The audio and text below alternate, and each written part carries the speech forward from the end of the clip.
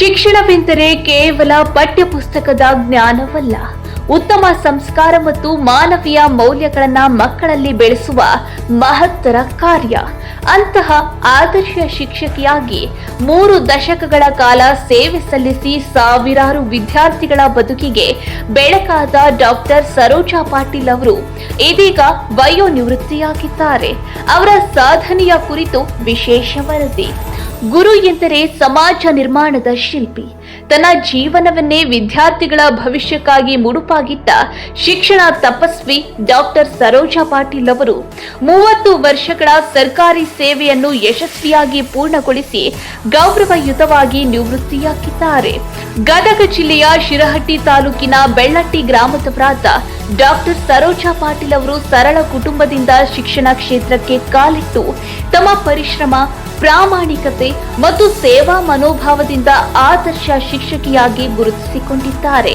1998ರಲ್ಲಿ ಶಿಕ್ಷಕಿಯಾಗಿ ಸರ್ಕಾರಿ ಸೇವೆ ಆರಂಭಿಸಿದ ಅವರು ವಡವಿ ಹೊಸೂರು ಸೊಪ್ಪಿನ ವೀರಮ್ಮನ ಸರ್ಕಾರಿ ಹಿರಿಯ ಪ್ರಾಥಮಿಕ ಬಾಲಕಿಯರ ಶಾಲೆ, ಮಕರಬ್ಬಿ, ಹೊನ್ನಾಯಕನಹಳ್ಳಿ ಹಾಗೂ ಕೊನೆಗೆ ವಿಜಯನಗರ ಜಿಲ್ಲೆಯ ಎಂ ಕಲ್ಲಹಳ್ಳಿ ಸರ್ಕಾರಿ ಹಿರಿಯ ಪ್ರಾಥಮಿಕ ಶಾಲೆಯ ಮುಖ್ಯ ಗುರುಗಳಾಗಿ ಸೇವೆ ಸಲ್ಲಿಸಿ ಸಾವಿರಾರು ವಿದ್ಯಾರ್ಥಿಗಳ ಬದುಕಿಗೆ ದಾರಿದೀಪವಾಗಿದ್ದಾರೆ. ಪಾಠ ಬೋಧನೆಯಷ್ಟೇ ಅಲ್ಲ, ಮಕ್ಕಳಲ್ಲಿ ಶಿಸ್ತು, ಸಂಸ್ಕಾರ, ಪ್ರಾಮಾಣಿಕತೆ ಮತ್ತು ಮಾನವೀಯ ಮೌಲ್ಯಗಳನ್ನು ಬೆಳೆಸುವುದಕ್ಕೂ ವಿಶೇಷ ಒತ್ತು ನೀಡಿದ ಅವರು ಸರ್ಕಾರಿ ಶಾಲೆಗಳ ಅಭಿವೃದ್ಧಿಗಾಗಿ ಸ್ವಂತ ಹಣದಲ್ಲಿಯೇ ಶೈಕ್ಷಣಿಕ ಪರಿಕರಗಳನ್ನು ಖರೀದಿಸಿ ನಲಿಕಲಿ ತರಗತಿಗಳನ್ನು ಆಕರ್ಷಕವಾಗಿ ರೂಪಿಸಿ ಶಿಕ್ಷಣದ ಗುಣಮಟ್ಟ ಹೆಚ್ಚಿಸಲು ಶ್ರಮಿಸಿದ್ದಾರೆ. ಶಾಲೆಯ ಶೈಕ್ಷಣಿಕ ಚಟುವಟಿಕೆಗಳ ಜೊತೆಗೆ ಕ್ರೀಡೆ, ಸಾಂಸ್ಕೃತಿಕ ಕಾರ್ಯಕ್ರಮಗಳು, ಪರಿಸರ ಜಾಗೃತಿ ಮತ್ತು ಸಾಮಾಜಿಕ ಸೇವೆಯಲ್ಲೂ ಸಕ್ರಿಯವಾಗಿ ತೊಡಗಿಸಿಕೊಂಡು ಸಹೋದ್ಯೋಗಿಗಳು, ಪಾಲಕರು ಮತ್ತು ವಿದ್ಯಾರ್ಥಿಗಳ ಅಪಾರ ಪ್ರೀತಿ ಗಳಿಸಿದ್ದಾರೆ.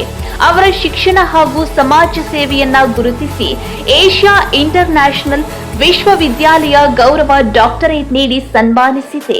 ಕೃಷ್ಣದೇವರಾಯ ಪ್ರಶಸ್ತಿ, ನಾಡದೊರೆ ಕೆಂಪೇಗೌಡ ಪ್ರಶಸ್ತಿ, ಅತ್ಯುತ್ತಮ ಶಿಕ್ಷಕಿ ಪ್ರಶಸ್ತಿ, ಸೇವಾರತ್ನ, ಕಿತ್ತೂರು ರಾಣಿ ಚೆನ್ನಮ್ಮ ಪ್ರಶಸ್ತಿ, ಶ್ರಮಜೀವಿ ಪ್ರಶಸ್ತಿ ಸೇರಿದಂತೆ ಹಲವು ಪ್ರತಿಷ್ಠಿತ ಗೌರವಗಳು ಅವರ ಸಾಧನೆಗೆ ಸಾಕ್ಷಿಯಾಗಿವೆ. ಇದರ ಜೊತೆಗೆ ನಾ ಕಂಡ ಕನಸು ಹಾಗೂ ಮಲ್ಲಪ್ಪ ಮಾಸ್ತರ್ ಕಿರುಚಿತ್ರಗಳಲ್ಲಿ ಅಭಿನಯಿಸುವ ಮೂಲಕ ತಮ್ಮ ಕಲಾ ಪ್ರತಿಭೆಯನ್ನು ಅನಾವರಣಗೊಳಿಸಿದ್ದಾರೆ. ಶಿಕ್ಷಣದ ಬೆಳವಣಿಗೆಗಾಗಿ ತಾವು ಸೇವೆ ಸಲ್ಲಿಸಿದ ಶಾಲೆಗಳಿಗೆ ದೇಣಿಗೆ ನೀಡಿ ಸಮಾಜಮುಖಿ ಕಾರ್ಯಗಳಲ್ಲೂ ಮಾದರಿಯಾಗಿದ್ದಾರೆ. ತಮ್ಮ ಯಶಸ್ಸಿನ ಹಿಂದೆ ನಿಂತ ಶಿಕ್ಷಣ ಇಲಾಖೆಯ ಅಧಿಕಾರಿಗಳು, ಸಹೋದ್ಯೋಗಿಗಳು, ಪಾಲಕರು ಮತ್ತು ಕುಟುಂಬದ ಸದಸ್ಯರಿಗೆ ಅವರು ಕೃತಜ್ಞತೆ ಸಲ್ಲಿಸುತ್ತಾರೆ. ಅವರ ಮಾರ್ಗದರ್ಶನದಲ್ಲಿ ಬೆಳೆದ ಅನೇಕ ವಿದ್ಯಾರ್ಥಿಗಳು ಇಂದು ಉನ್ನತ ಹುದ್ದೆಗಳಲ್ಲಿ ಸೇವೆ ಸಲ್ಲಿಸುತ್ತಿರುವುದು ಅವರ ಶಿಕ್ಷಕ ಜೀವನದ ಅತ್ಯಂತ ದೊಡ್ಡ ಹೆಮ್ಮೆಯಾಗಿದೆ. ಸರ್ಕಾರಿ ಸೇವೆಯಿಂದ ನಿವೃತ್ತಿಯಾಗಿದ್ದರೂ ಡಾಕ್ಟರ್ ಸರೋಜಾ ಪಾಟೀಲ್ ಅವರ ಶಿಕ್ಷಣ ಸೇವೆ, ಸಾಮಾಜಿಕ ಕಳಕಳಿ ಮತ್ತು ಆದರ್ಶ ಜೀವನ ಮುಂದಿನ ಪೀಳಿಗೆಗೂ ಸ್ಫೂರ್ತಿಯ ಚಿಲುಮೆಯಾಗಿರಲಿದೆ. ಗುರುವಿನ ಸೇವೆ ಮುಗಿಯಬಹುದು, ಆದರೆ ಗುರುವಿನ ಪ್ರಭಾವ ಎಂದಿಗೂ ಮುಗಿಯುವುದಿಲ್ಲ. ಸದಾ ನೋಡ್ತಾ ಇರಿ BN ಹೊರಪೇಟೆ ಮಾಲೀಕತ್ವದ ಹೈಬ್ರಿಡ್ ನ್ಯೂಸ್ ಕನ್ನಡ ಸುದ್ದಿ ವಾಹಿನಿ.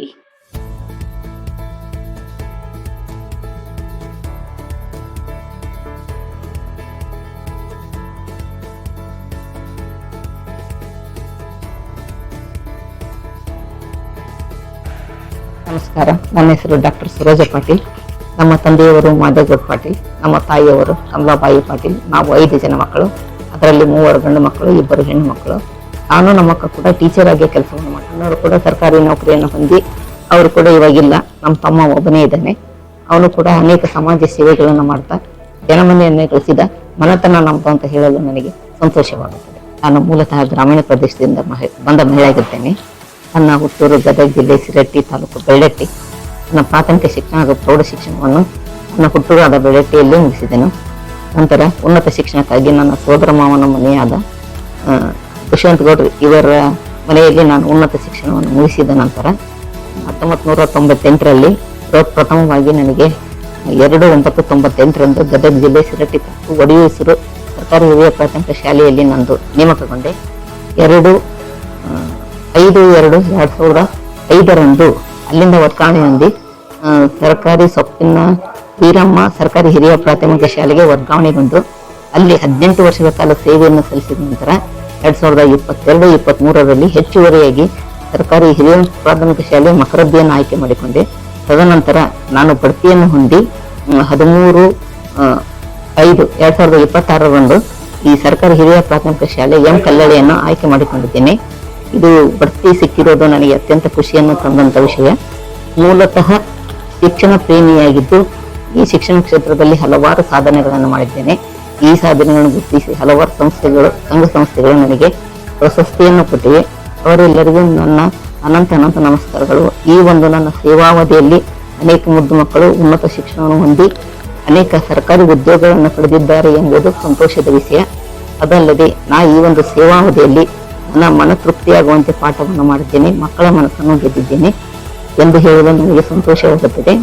ನಾನು ನಿವೃತ್ತಿಯನ್ನು ಹೊಂದಿದ್ರೂ ಕೂಡ ನನ್ನ ಬಿಡುವಿನ ಸಮಯದಲ್ಲಿ ಸಾಮಾಜಿಕ ಆರ್ಥಿಕ ಯಾವುದೇ ಒಂದು ಸೇವೆಯನ್ನು ಮಾಡ್ತಾ ಇರಬೇಕು.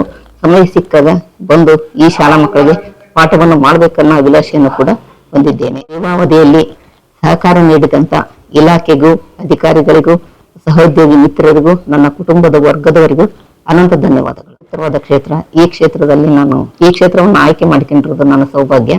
ಈ ಕ್ಷೇತ್ರದಲ್ಲಿ ನಾನು ಹಲವಾರು ವಿದ್ಯಾರ್ಥಿಗಳು ಉನ್ನತ ಶಿಕ್ಷಣ ಪಡೆದಿದ್ದಾರೆ. ಆ ವಿದ್ಯಾರ್ಥಿಗಳು ನನ್ನನ್ನು ಗುರುತಿಸಿ ನಮ್ಮ ಮೇಡಮ್ ಅಂತ ಹೇಳುವಾಗ ನನಗೆ ಖುಷಿ ಆಗ್ತದೆ.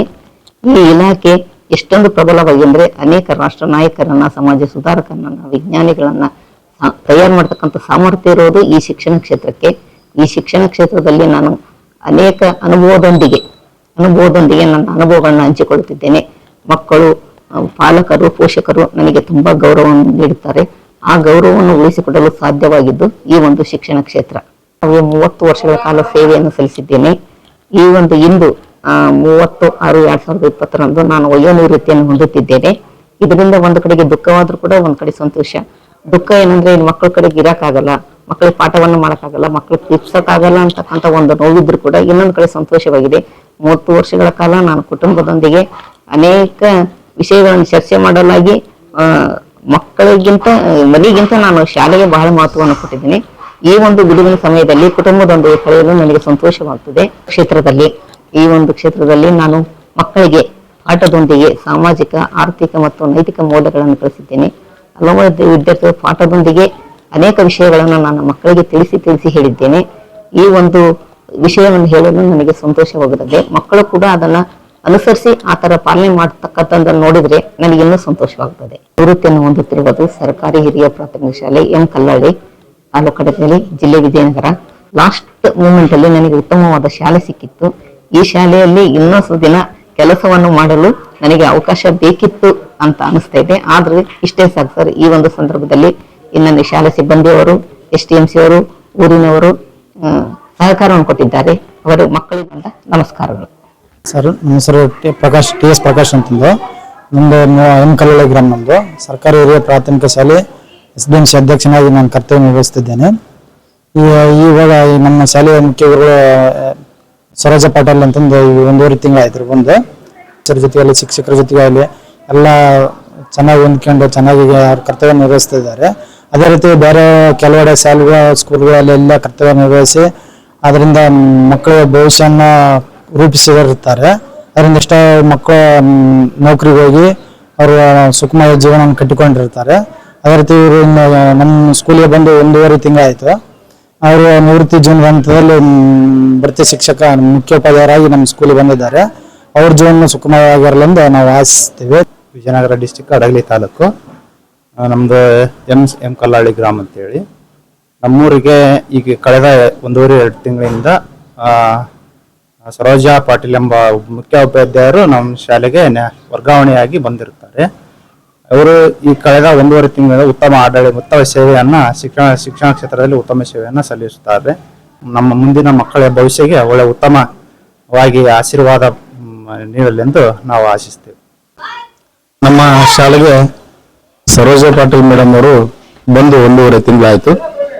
ಇವರ ಸೇವೆ ತುಂಬಾ ಅಚ್ಚುಮೆಚ್ಚಿನ ವಿಚಾರ. ಯಾಕಂದ್ರೆ ಅವರು ನಾನು ಹೇಳ್ತಿದ್ದೆ, ನನಗೆ ರಜೆಗಳಿದ್ದಾವೆ ಸರ್, ನಾನು ರಜೆ ಹಾಕೊಂತೀನಿ ಅನ್ನೋ ಭಾವನೆ ಕೂಡ ಇಲ್ಲ. ರಜೆಗಳನ್ನ ಲೆಕ್ಕಿಸದೆ ದಿನಾಲೂ ಕೂಡ ಶಾಲೆಗೆ ಸತತವಾಗಿ ಬಂದದ್ದು ನಮಗೆ ತುಂಬಾ ಖುಷಿ ಆಯ್ತು.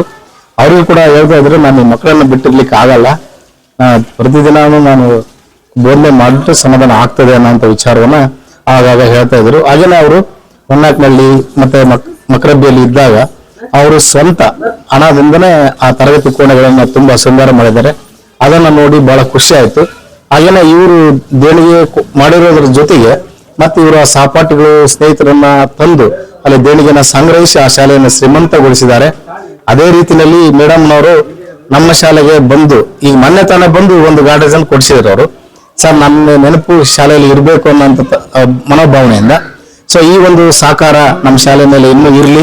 ಇವರು ಮುಂದಿನ ದಿನಗಳಲ್ಲಿ ನಮ್ಮ ಶಾಲೆಗೆ ಹೆಚ್ಚು ದೇಣಿಗೆಗಳನ್ನ ಸಂಗ್ರಹಿಸುವ ನಿಟ್ಟಿನಲ್ಲಿ ಅವರ ಯಶಸ್ವಿಯಾಗಿರ್ಲಿ. ಹಾಗೇನೆ ಅವರ ವೃತ್ತಿ ಜೀವನ ಕೂಡ ತುಂಬಾ ಸಂಪದ್ಭರಿತವಾಗಿ ಆರೋಗ್ಯವಾಗಿ ಇರಲಿ ಅಂತಕ್ಕಂಥ ಆರೈಕೆಯನ್ನ ನಾವು ಮಾಡ್ತೇವೆ. ಪಾಲಕರು ಪೋಷಕರು ಬಹಳ ಉತ್ತಮವಾಗಿ ನಮಗೆ ಸಲಹೆ ಮತ್ತು ಸಹಕಾರವನ್ನ ನೀಡಿದರು. ಆಮೇಲೆ ಈ ಗ್ರಾಮದಲ್ಲಿರ್ತಕ್ಕಂಥ ಮಕ್ಕಳು ಬಹಳ ಪ್ರತಿಭಾವಂತ ಮಕ್ಕಳು ಇದ್ದಾರೆ. ಆಮೇಲೆ ಇಲ್ಲಿ ಶಾಲೆಗೆ ದೇಣಿಗೆ ಆರ್ಥಿಕವಾಗಿ ತನು ಮನ ಧನ ಎಲ್ಲಾ ರೀತಿಯಿಂದನೂ ಇಲ್ಲಿರ್ತಕ್ಕಂಥ ಈ ಕಲ್ಲಳ್ಳಿ ಗ್ರಾಮದ ಸಮುದಾಯದವರು ಶಾಲೆಗೆ ಬಹಳ ಸಹಕಾರವನ್ನು ನೀಡಿದ್ದಾರೆ. ಆ ಹುದ್ದೆ ಖಾಲಿ ಆದ ತಕ್ಷಣ ಸರೋಜ ಎಂ ಪಾಟೀಲ್ ಮೇಡಮ್ ರವರು ಬಡ್ತಿ ಮುಖ್ಯ ಶಿಕ್ಷಕರಾಗಿ 14/5/2026 ಈ ಸ್ಥಳಕ್ಕೆ ಆಗಮಿಸಿದ್ರು ಸರ್. ಅವರು ಒಂದು ಬೆಳವಣಿಗೆ ಅಂತಕ್ಕಂಥದ್ದು ಉತ್ತಮವಾಗಿದೆ. ಆಮೇಲೆ ಅವರು ದಾನ ಧರ್ಮ ದೇಣಿಗೆಯಲ್ಲಿ ಎತ್ತಿದ ಕೈ ಅಂತ ನಾವು ಅವ್ರ ಬಗ್ಗೆ ನಮ್ಮ ತಾಲೂಕಿನಲ್ಲಿ ಒಂದು ಮಾಹಿತಿ ಕೇಳಿದ್ವಿ ಸರ್. ಅದೇ ತರನಾಗಿ ಕಲ್ಲಳ್ಳಿ ಶಾಲೆಗೆ ಅವರು ಸಹಕಾರವನ್ನ ನೀಡಿದ್ದಾರೆ. ಭಗವಂತ ಅವರಿಗೆ ನಿವೃತ್ತಿ ಜೀವನದಲ್ಲಿ ಆಯುಷ್ಯ ಆರೋಗ್ಯ ನೆಮ್ಮದಿ ಕೊಡ್ಲಿ ಅಂತಕ್ಕಂಥ ಒಂದು ನಾನು ಭಗವಂತನಲ್ಲಿ ಬೇಡುತ್ತೇನೆ ಸರ್. 1.5 ತಿಂಗಳ ಕಾಲ ನಮ್ಮ ಶಾಲೆಯಲ್ಲಿ ಬಡ್ತಿ ಮುಖ್ಯಗಳಾಗಿ ಕರ್ತವ್ಯವನ್ನು ನಿರ್ವಹಿಸಿದ್ರು. ಅವರು ನಮ್ಮ ಜೊತೆಗೆ ಬಹಳಷ್ಟು ಕ್ರಿಯಾಶೀಲರಾಗಿ ಶಾಲೆಯ ಆಡಳಿತಾತ್ಮಕ ವಿಚಾರ ಆಗಿರಲಿ, ಶಾಲೆಯ ಪಾಠೋಪಕರಣಗಳ ಬಗ್ಗೆ ಆಗಿರಲಿ ಅತಿ ಕಾಳಜಿ ವಹಿಸಿ ಬಹಳ ಅತ್ಯಂತ ಸಮಗ್ರವಾಗಿ ನಮ್ಮ ಶಾಲಾ ಆಡಳಿತವನ್ನ ನಿರ್ವಹಿಸಿದ್ರು. ಅವರು ಇವಾಗ ನಿವೃತ್ತಿ ಆಗ್ತಾ ಇದ್ದಾರೆ. ಅವರ ನಿವೃತ್ತಿ ಜೀವನ ಸುಖಮಯವಾಗಿರಲಿ ಎಂದು ಆ ದೇವರಲ್ಲಿ ನಾನು ಕೇಳ್ಕೊಳ್ತಾ ಇದ್ದೀನಿ. ನಾವು ಅವರನ್ನ ಹಾಗೆ ಅವರ ಈ ಒಂದು ಉತ್ಸಾಹವನ್ನು ಕಂಡು ನಮಗೆ ಕೂಡ ಪ್ರೇರೇಪಣೆ ಆಯಿತು.